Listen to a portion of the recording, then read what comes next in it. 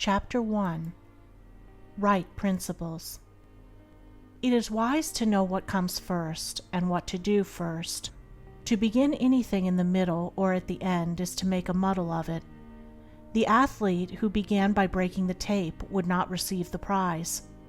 He must begin by facing the starter and toeing the mark, and even then a good start is important if he is to win. The pupil does not begin with algebra and literature, but with counting and ABC.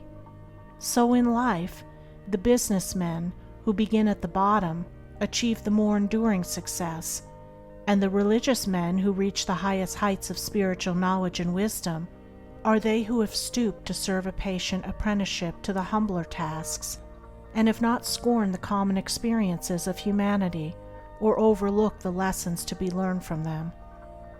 The first things in a sound life, and therefore in a truly happy and successful life, are right principles. Without right principles to begin with, there will be wrong practices to follow with, and a bungled and wretched life to end with. All the infinite variety of calculations which tabulate the commerce and science of the world come out of 10 figures. All the hundreds of thousands of books which constitute the literature of the world and perpetuate its thought and genius are built up from the 26 letters. The greatest astronomer cannot ignore the 10 simple figures. The profoundest man of genius cannot dispense with the 26 simple characters. The fundamentals of all things are few and simple, yet without them there is no knowledge and no achievement. The fundamentals, the basic principles in life or true living, are also few and simple, and to learn them thoroughly and study how to apply them to all the details of life is to avoid confusion and to secure a substantial foundation for the orderly building up of an invincible character and a permanent success. And to succeed in comprehending those principles in their innumerable ramifications in the labyrinth of conduct is to become a master of life. The first principles in life are principles of conduct. To name them is easy. As mere words they are on all men's lips, but as fixed sources of action, admitting of no compromise, few have learned them. In this short talk I will deal with 5 only of these principles. These 5 are amongst the simplest of the root principles of life, but they are also those that come nearest to the everyday life, for they touch the artisan, the businessman, the householder, the citizen at every point. No one of them can be dispensed with but at severe cost, and he who perfects himself in their application will rise superior to many of the troubles and failures of life, and will come into these springs and currents of thought which flow harmoniously toward the regions of enduring success. The first of these principles is duty. A much-hackneyed word, I know, but it contains a rare jewel for him who will seek it by assiduous application. The principle of duty means strict adherence to one's own business, and just as strict non-interference in the business of others. The man who is continually instructing others, gratis, how to manage their affairs, is the one who most mismanages his own. Duty also means undivided attention to the matter in hand, intelligent concentration of the mind on the work to be done. It includes all that is meant by thoroughness, exactness, and efficiency. The details of duties differ with individuals, and each man should know his own duty better than he knows his neighbor's, and better than his neighbor knows his. But although the working details differ, the principle is always the same. Who has mastered the demands of duty? Honesty is the next principle. It means not cheating or overcharging another. It involves the absence of all trickery, lying, and deception by word, look, or gesture. It includes sincerity, the saying what you mean, and the meaning what you say.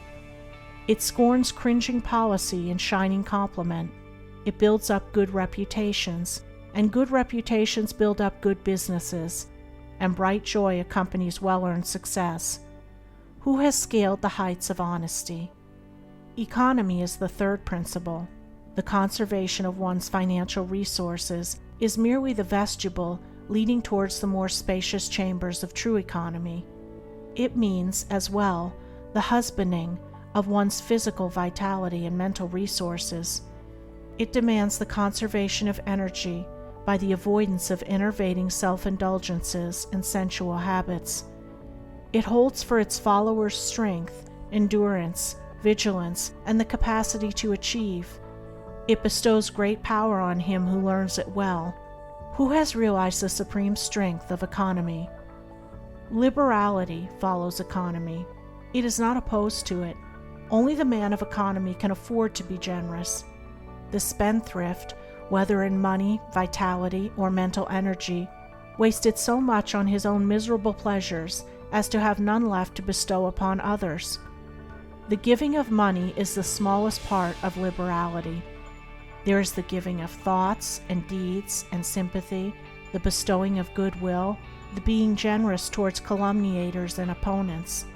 It is a principle that begets a noble, far-reaching influence. It brings loving friends and staunch comrades, and is the foe of loneliness and despair. Who has measured the breadth of liberality? Self-control is the last of these 5 principles, yet the most important. Its neglect is the cause of vast misery, innumerable failures, and tens of thousands of financial, physical, and mental wrecks. Show me the businessman who loses his temper with a customer over some trivial matter, and I will show you a man who, by that condition of mind, is doomed to failure. If all men practiced even the initial stages of self-control, anger, with its consuming and destroying fire, would be unknown.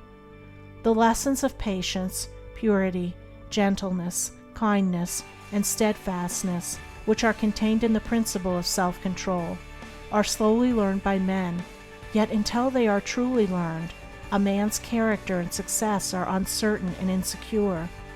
Where is the man who has perfected himself in self-control?